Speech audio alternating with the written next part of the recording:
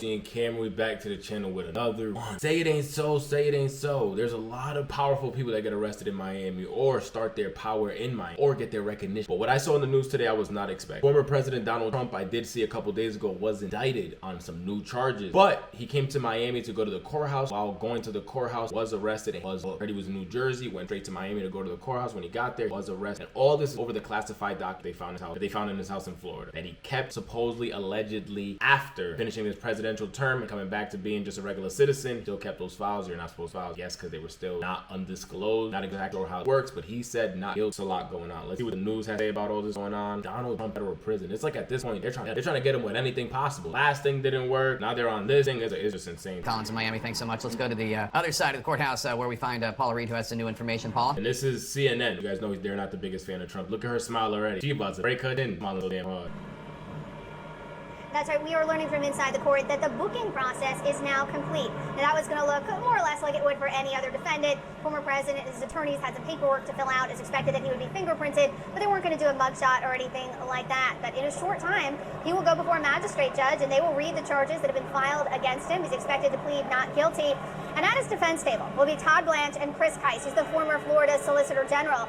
The former president has not been able to put together his permanent legal team after... Wow, and again, one thing about him, you see all his supporters pulling up, they're outside waving their flags, they're still screaming, free the man, free the man. You guys think that Trump is the president for the people. You guys believe? Again, I remember when he first ran, a lot of us were mad at him. He did a lot of crazy things. I'm not gonna say the man was too wrong. I'm not gonna say the man was too wrong. He kept saying, all right, cool, all right, give the office to the corpse and see what happens. See what happens. You're gonna get an office to melatonin over there, see what happens. Saying, man, I'm just saying he wasn't that wrong. That's all I can say. I'm not gonna start talking politics on here, but I'm just gonna say, man. After the departures of the past few weeks of all of the defense attorneys who have represented him in this case. But again, this is just the first step in what is expected to be a very long and certainly historic case.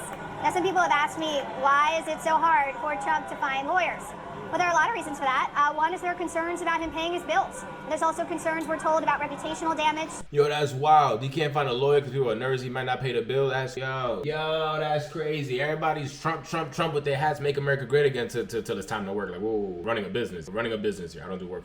Alienating other clients. He's also a notoriously difficult person to represent, with a lot of the political folks around him meddling in legal affairs. That's part of why some of his legal team has already left from this case.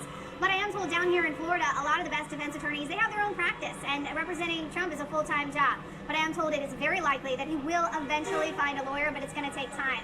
The other big thing I'm watching for in this courtroom is who is going to be at the prosecution table. The special counsel's office would not tell us on the record, for security reasons, who will be representing the special counsel's office. But if Jack Smith is in the courtroom today, that would be the first time that Trump would come face-to-face with a man who filed the first ever criminal charges against a former president of the United States. All right, Paula Reed, thank you so much. Anderson? Jake, thanks so much. John Miller, this seems to be first time ever in history. This is insane. Where do you guys think it'll go from here?